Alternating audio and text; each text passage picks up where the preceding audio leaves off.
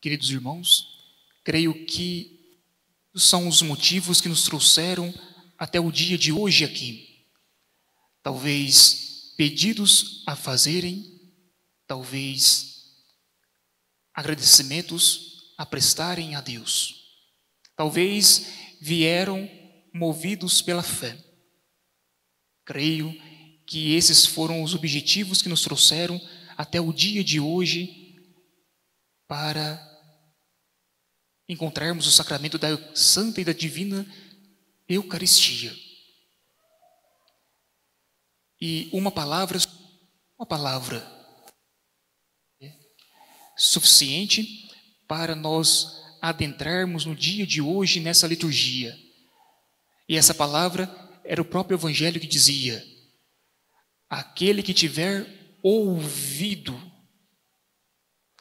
Então, o mistério que nós estamos celebrando da Santíssima Trindade, ela começa pelo ouvido.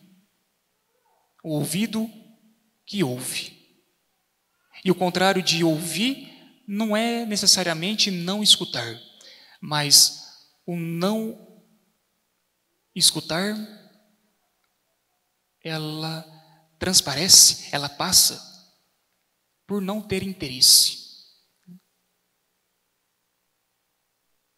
E essa é uma festa, essa é uma solenidade que nem sempre teve na igreja. Ela é uma festa antiga, sim, mas não é que sempre teve.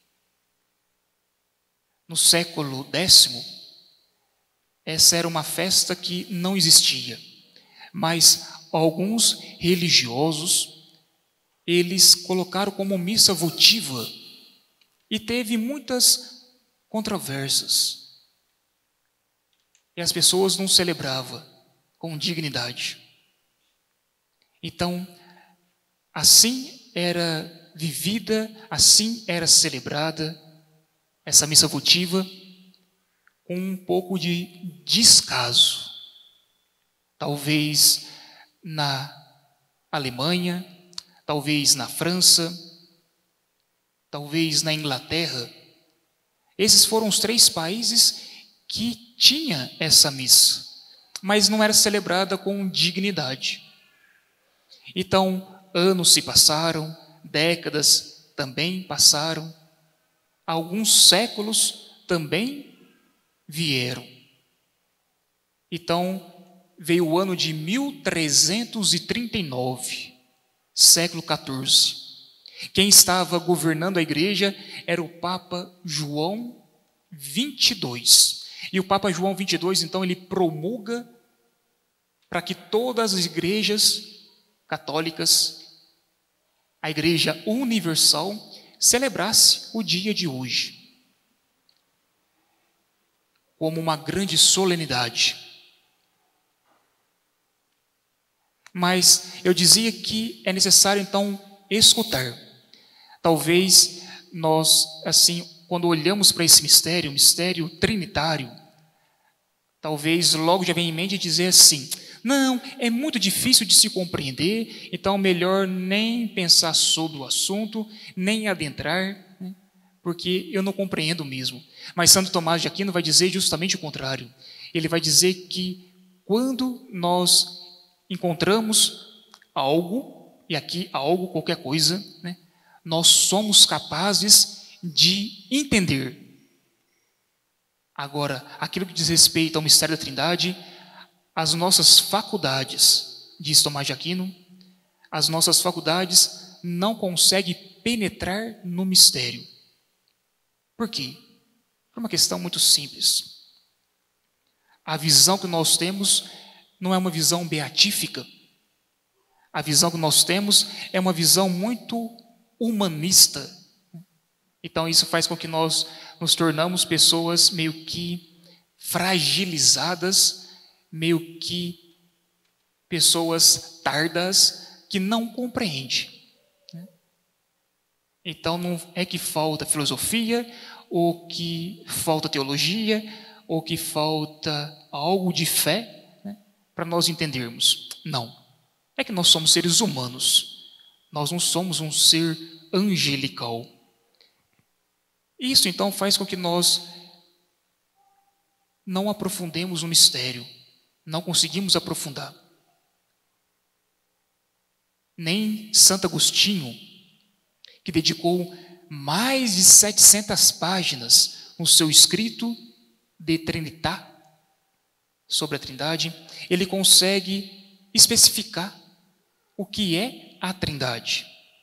Nem Santo Anselmo, um grande doutor da igreja, um grande filósofo matemático, ele não conseguiu compreender a Trindade.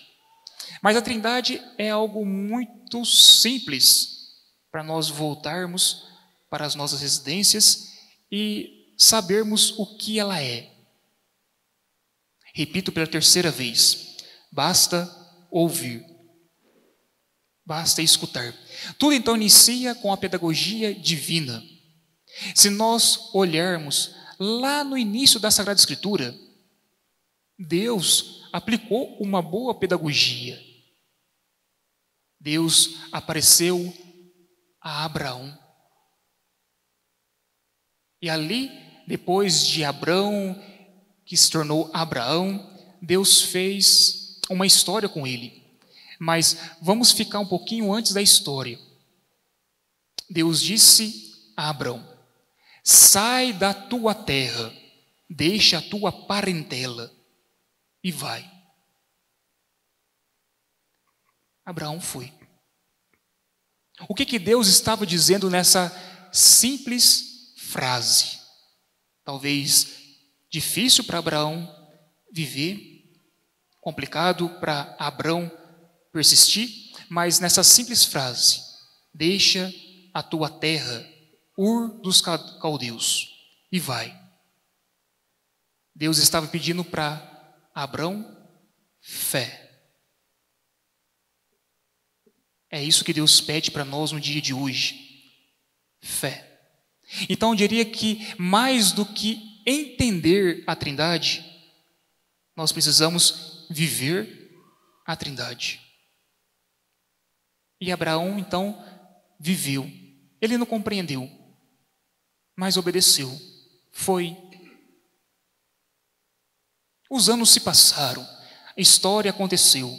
Mais de 400 anos vieram.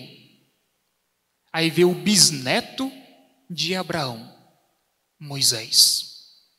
E ali diante de Moisés, no Deuteronômio, Deus fala: ouve, meu povo, o Senhor é um. É um só. Então Deus não apareceu como trindade. O Filho já existia desde sempre. O Espírito Santo já estava pairando sobre as águas, diz os Gênesis. Mas Deus não deu a revelar as três pessoas. Ora, ninguém era assim capaz de compreender. Então Deus teve que fazer uma caminhada com o seu povo. E perceba que essa caminhada com o povo eleito também é conosco. Deus faz uma trajetória. Você foi batizado. Você recebeu o sacramento da comunhão. Você recebeu o sacramento do Santo Crisma. Você participou da Crisma. Você tem todos os dias a oportunidade de viver o sacramento da comunhão. Você tem sempre a possibilidade de viver o sacramento, se assim desejar, da confissão. Você pode receber a unção dos enfermos.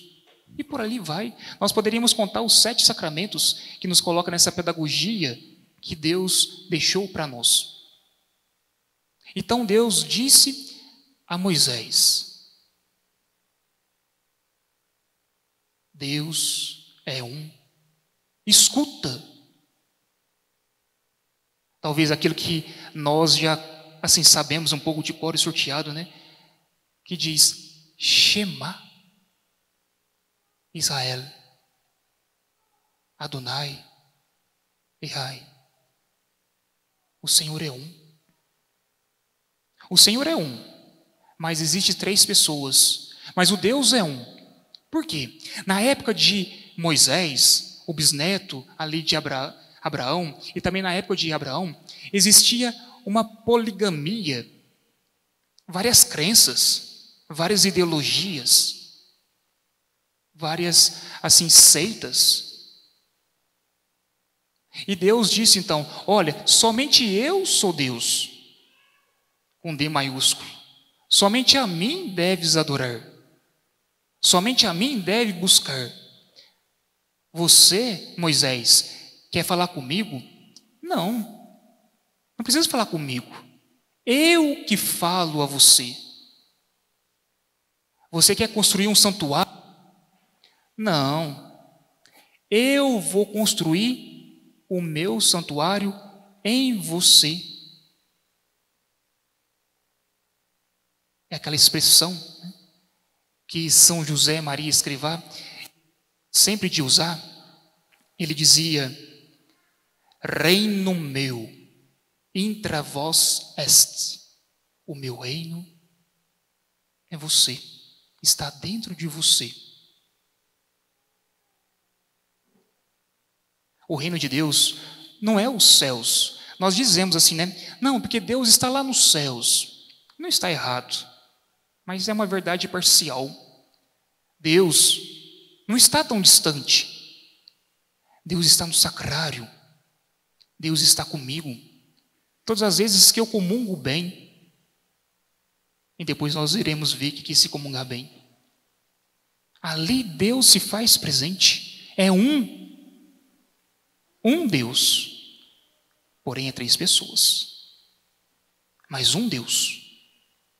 Talvez assim, para que nós compreendamos um pouquinho mais, né?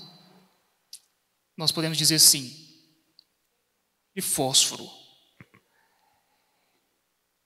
E risque um fósforo e põe na mão.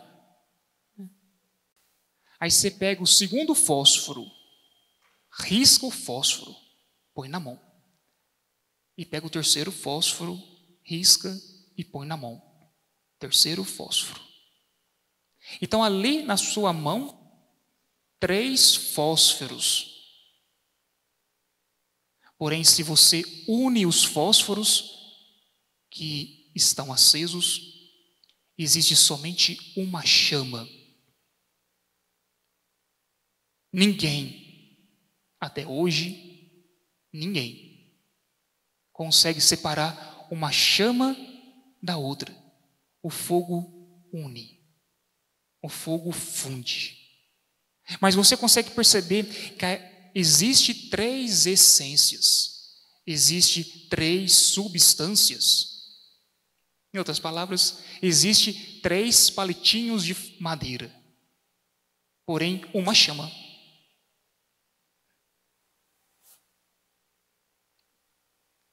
Pois bem, então, assim, de Abrão até Jesus, 2000 anos se passaram de insistência, de luta, de batalha. Deus que enviou os patriarcas, enviou os profetas, enviou assim os seus mensageiros, e para exortar, falar, anunciar.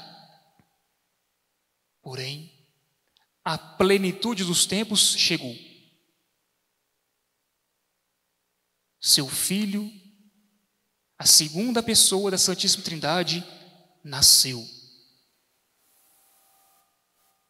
E aí, quando Jesus nasceu, nós dizemos assim: nossa, Deus não é solitário. Deus tem um filho.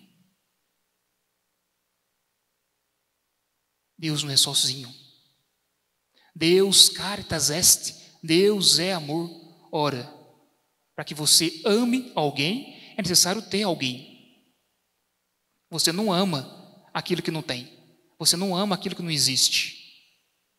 Então, se Deus é amor, Deus tem alguém. E esse alguém é o seu filho. Porém, é Deus igual a Ele mesmo. É Deus de Deus, é luz da luz, gerado e não criado. Aí, essa pessoa que nasceu ali em Belém, que cresceu em Nazaré, que viveu com seus 30 anos na Judéia e na redondeza da Judéia, Samaria e por ali vai. Esse que se desenvolveu e com 30 anos começou a anunciar, teve um fato. Antes dele começar a anunciar, antes de Yeshua começar a falar do reinado do seu pai, ele recebeu no Rio Jordão o santo batismo do seu primo João. E quando o céu se abre, escuta uma voz. É a voz que fala: esse é meu filho amado, escutai-o. Novamente, pela segunda vez, escutai-o. E aí, de repente, assim, daquele céu que se abre, desce até a segunda pessoa da Santíssima Trindade, desce o amor de Deus. Opa, Deus tem um amante, tem um amado, porém ele vive com o seu amor. As três pessoas da Santíssima Trindade foi revelado ao longo do tempo. Então eu diria assim, mais do que uma equação para fazer, aonde Deus é três, mas é um, e é isso, aquilo outro, nossa, eu não compreendo, eu não entendo. Deus não é equação. Deus não é um ser abstrato, uma lorota, uma historinha. Não. Deus é um acontecimento na história. Por isso eu dizia, mais do que compreender Deus, que talvez nós não compreendemos, nem Santo Tomás de Aquino compreendeu, é viver Deus. Aí se nós queremos viver Deus, nós agora compreendemos o primeiro versículo do Evangelho, que ele diz assim: tenho ainda muitas coisas a dizer-vos, mas não sois capazes de compreender agora. Nesse versículo 12 está a teologia da graça. O que é essa teologia da graça? Se nós formos traduzir em miúdos. Traduzida a teologia da graça nada mais é do que você viver com Deus e viver de Deus. Só que para você viver com e de Deus, é necessário você estar no estado de graça. Se você não estiver no estado de graça, você até comunga, mas não comunga bem.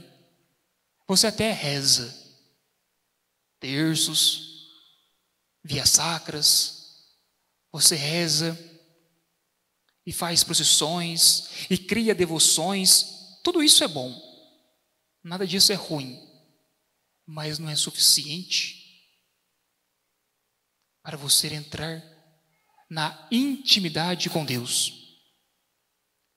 Porém é isso. Mais do que compreender, é você viver. Se você vive bem Deus, lê a Sagrada Escritura. Se você vive bem o mistério, Jesus. Se você deixa ser movido, não pela vaidade, não pelos sentimentos, não pelos contextos do News Idei, das novas ideias, das novas ideologias. Não. Se você deixa ser movido pela luz divina, que é o Espírito, você vive a Trindade. Talvez assim, para resumir tudo isso, ninguém melhor do que São Luís Maria Grignon de Montfort, ele vai dizer que a Virgem Maria é o resumo da Trindade. Por quê? Ela é a filha do Pai, que é Deus. Ela é mãe do Filho, que é Jesus. Mas é esposa do Espírito, que é o Espírito Santo. Então recorramos à Virgem Maria, porque aquele que se deixa amar pela Virgem Maria, a Virgem Maria vem. Então a Trindade vem. E ali acontece algo de belo. Existe um santo, existe uma santa que vai para os céus. Então, vivamos na Trindade e peçamos para ela aquecer o nosso coração, como aqueceu o coração da Virgem Maria. E aí sim, nós vamos compreender: tudo que o Pai possui é meu. Por isso, Deus disse: o que ele receberá e vos anunciará também é meu.